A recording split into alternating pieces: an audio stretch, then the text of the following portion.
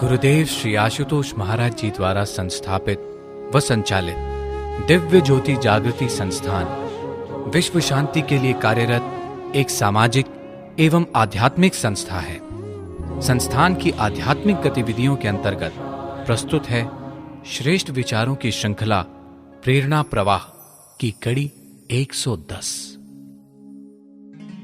असंख्य जन्मों में एकत्रित किए गए अनंत कर्म संस्कारों के बंधनों से ब्रह्म ज्ञान प्रदान कर जिसने मुक्त कर दिया, ऐसे परम करुणामय गुरुदेव के चरणों में मेरा कोटि कोटि नमन है। गुरु अपार कृपा कर, करुणा कर प्रत्येक शिष्य की हृदय भूमि में ब्रह्म ज्ञान के बीज को रोपित करते हैं। लेकिन क्योंकि हर शिष्य की हृदय भूमि की उर्वरता समान नहीं होती और प्रयास भी भिन्न भिन्न होते हैं, इसीलिए भक्ति पथ पर उनके अनुभव भी अलग अलग होते हैं।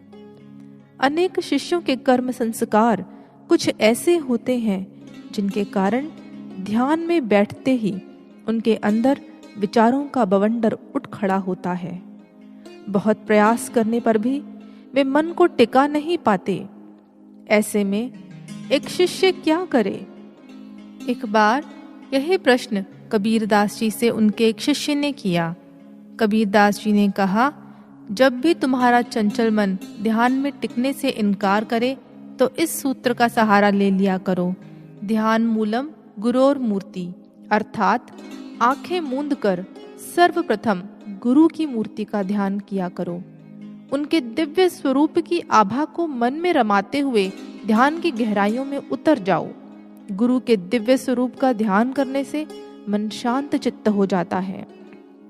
एक बार स्वामी विवेकानंद जी से एक जिज्ञासु ने प्रश्न किया कि हमने आपके मुखारविंद श्रवण किया है ध्यान मूलम गुरोर मूर्ति, जिसे सुनकर ऐसा लगता है कि आप भी मूर्ति पूजन में विश्वास करते हैं। ऐसा क्यों? उत्तर स्वरूप स्वामी विवेकानंद जी ने कहा कि हाँ, क्योंकि एक मानव का मन जन्मों जन्मों से संसार के अंदर भ्रमण कर रहा है और यदि वह उसे निराकार ब्रह्म में स्थित करना चाहे तो कदाचित वह सफलता प्राप्त न कर पाए। परंतु जिस समय वह ब्रह्म के साकार स्वरूप का ध्यान करता है तो वह साकार स्वरूप उसके चित्त पर अंकित हो जाता है और निरंतर साकार का ध्यान करते हुए वह अपने लक्ष्य को सिद्ध कर लेता है। जैसे हम देखें कि जो वस्तुएं हमें दृष्टि गोचर होती हैं उस ओर हम स्वतः ही आकृष्ट हो जाते हैं, लेकिन अदृश्य वस्तुओं के साथ ऐसा नहीं है। ऐसा ही प्रश्न भगवद गीता में अर्जुन ने भी भगवान कृष्ण से किया कि भगवान, दोनों में से कौन से भक्त उत्तम हैं? वे जो आपके साकार रूप का ध्यान करते हैं या वे जो आपके निराकार रूप का ध्यान करते हैं? भगवान कृष्ण ने कहा, पार्थ, मेरा ध्यान करने वाले दोनों प्रकार के भक्त उत्तम हैं, लेकिन मेरे निराकार रूप का ध्यान करना इतना आसान नहीं है। इसीलिए मेरे साकार रूप का ध्यान करने वाले भक्त मुझे शीघ्र प्राप्त कर लेते हैं। कबीरदास जी के शिष्य ने कहा, मैं पूरा प्रयत्न करूंगा गुरुदेव, मैं ऐसा ही प्रयास करूंगा, परंतु यदि यह चंचल मन तब भी नहीं टिक पाया तो क्या करूं? कबीरदास जी ने कहा, तब फिर तुम गुरु के श्री चरणों में ध्यान लगाना। गुरु के चरण कमलों में आराधना का मूल समाया है। पूजा मूलम गुरोर पदम। जब माँ जानकी भगवान राम के साथ वन प्रस्थान की तैयारी करने लगी तो प्रभु ने उनसे कहा कि देवी, वन का मार्ग अति दुर्गम है, कांटों से भरा है, तुम भला उसे कैसे तय कर पाओगी? तब माँ जानकी ने बहुत सुंदर उत्तर दिया। उन्होंने कहा कि प्रभु, जब मैं हर पल आपके चरणों को निहारती हुई चलूंगी तो मुझे कोई कष्ट नहीं होगा। जब मन की लगन गुरु के चरणों में लग जाती है तो मन को संसार के विषय नहीं भाते और ध्यान करना सुगम हो जाता है। भगवान राम ने भी कहा है, जो गुरुपद अंबुज अनुरागी ते लोकहु बेदहु बड़ भागी। जिसका गुरु चरणों में अनुराग हो जाता है वो बड़ा भाग्यशाली होता है। एक बार गुरु पूर्णिमा के अवसर पर कुछ शिष्यों से उनके गुरुदेव ने प्रश्न किया, जानते हो गुरु चरणों का वास्तविक पूजन कैसे होता है? शिष्यों ने श्रद्धा पूर्वक हाथ जोड़कर कहा कि गुरुदेव आप ही बताएं। तो उन्होंने बताया, गुरु के चरणों का अनुसरण कर चलना ही गुरु के चरणों का वास्तविक पूजन है। शिष्य ने हाथ जोड़कर कहा, जी गुरुदेव, अब मैं आपके वचनानुसार ऐसा ही प्रयास करूंगा।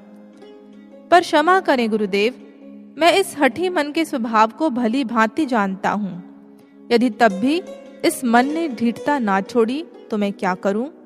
कबीरदास जी ने प्रेम भरी वाणी से कहा, यदि तब भी मन ना लगे तो फिर तुम उन वचनों का स्मरण करना जो कभी तुम्हारे गुरु ने तुमसे कहे, क्योंकि गुरु के वचन महामंत्र हुआ करते हैं। मंत्र मूलम गुरोर वाक्यम। उनका चिंतन मन को नियंत्रित करने में अत्यंत सहायक होता है। माँ शबरी के गुरुदेव मतंग मुनि ने उनसे कहा था कि एक दिन प्रभु श्री राम उन्हें अवश्य दर्शन देंगे। माँ शबरी ने अपने गुरुदेव के वचनों को मन में दृढ़ता से धारण किया। यही कारण था कि अन्य लोगों के उपहास करने व नकारात्मक टिप्पणियों के बावजूद भी वे कभी हतोत्साहित नहीं हुई।